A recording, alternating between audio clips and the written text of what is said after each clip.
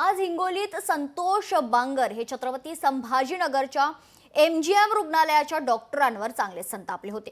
Dengue तापाच्या रुग्णांचं 6 लाख रुपयांचं bill कसं आलं असा सवाल बांगर यांनी विचारलाय। तर रुग्णाला तुम्ही काय अमृत पाजलं का असा संतप्त सवाल संतोष बांगर यांनी डॉक्टरांना विचारला होता। दरम्यान नेमकी ही ऑडिओ क्लिप काय आहे ऐकूया। हॅलो डॉक्टर साहेब नमस्कार। हा नमस्कार। आमदार बांगर बोलतो। हा नमस्कार साहेब। नमस्कार। ते एक आदित्य माणिकराव सरकटे म्हणून पेशंट आहे माझ्याकडचा। हो हो हो हो हो साहेब ते 3 लाखाचं मेडिकल आणि 2,85,000 रुपये तिचे फी मेडिक म्हणजे हे झालंय बिल झालंय। 1,80,000 रुपये जमा केले आणि बाकीचे पैसे राहिले। तर मला वाटतं आता 10 दिवसाचे म्हणजे 6 लाख रुपये डेंग्यूच्या पेशंटला किती पद योग्य आहे हो? आता तुम्हाला माहित नाही त्याची कंडिशन। अहो कंडिशन कितीही खराब असू द्या ना हो, तिला काय अमृत पाजले का तुम्ही? 10 दिवसाचे 6 लाख रुपये कशाला म्हणतात तुम्ही? ना त्यांचा भाऊ डॉक्टर आहे दादा, मला सगळीच कल्पना आहे। माझा भाऊ MBBS MD आहे। त्यांना ना इम्युनोग्लोबुलिन नावाचं एक इंजेक्शन द्यावं लागलं। 3,05,000 रुपये आम्ही मेडिकलचे दिले साहेब। नाही नाही आपला गैरसमज होतोय। काही गैरसमज नाही, पूर्ण बिलिंग आहे माझ्याकडे। 3,05,000 रुपये बिलिंग दिलं म्हणजे मेडिकलचे आणि 1 लाख आपलं 2,85,000 रुपये आपल्या दवाखान्याचं बिल झालंय। त्याच्यातलं 1,85,000 रुपये आम्ही जमा केलेत। अडचण काय आता? आता बाकीचे जे पैसे राहिलेत ते आता तेवढं कमीत कमी डिस्काउंट तर द्या। 21,000 रुपये डिस्काउंट देताय तुम्ही, म्हणजे 6 लाख रुपये डेंग्यूच्या पेशंटला मेडिकल आमचं आणि 3 लाख रुपये द्यायचे म्हणजे किती पद योग्य हो सांगा बरं? नाही नाही नाही नाही आपण आहे ना, आता आपण फोनवर बोलतोय। हा ते जरा बोलणं आपल्याला, एक तर पेशंट अतिशय गंभीर होता, व्हेंटिलेटरवर होता। अहो किती व्हेंटिलेटर असू द्या ना, रोजचे किती रुपये लागायलेत त्याला मेडिकलचे सोडून? तुम्हाला बिलामध्ये दिलं असेल ना, रोजचं किती बिल आहे त्याच्यात दिलं असेल ना। अहो सगळं दिलंय दादा। 6 लाख रुपये कशाला म्हणता तो? अरे असं गोरगरिबाला लुटू नका हो। हात जोडून आपल्याला विनंती आहे। हे बघा प्लीज तुम्ही ना प्लीज लुटू प्लीज नका। काहीच मला सांगू नका तुम्ही, मला काहीच सांगू नका तुम्ही।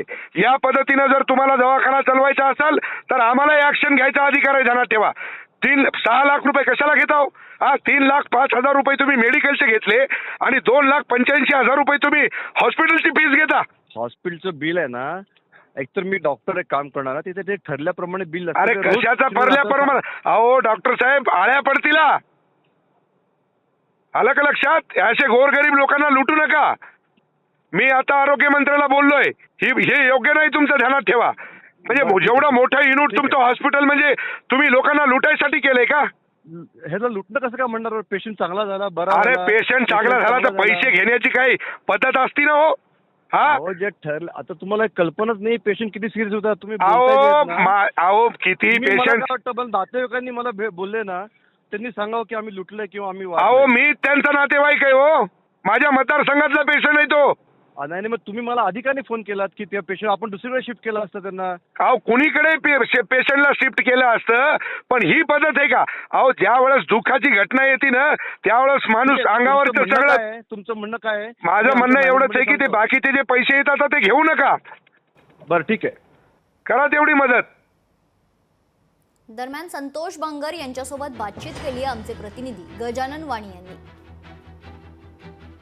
शिवसेना आमदार संतोष बांगर आता पुन्हा एकदा चर्चेत आले। ते म्हणजे एका संभाजीनगरातील रुग्णालय जे डॉक्टर आहेत त्यांना झापल्याचा प्रकार घडलेला आहे। आपल्यासोबत आमदार संतोष बांगर आहेत। तर मला सांगा, आपण संभाजीनगरातील जे डॉक्टर आहेत त्यांना चांगलं झापलेलं आहे, नेमकं काय प्रकार घडला होता, काय सांगाल?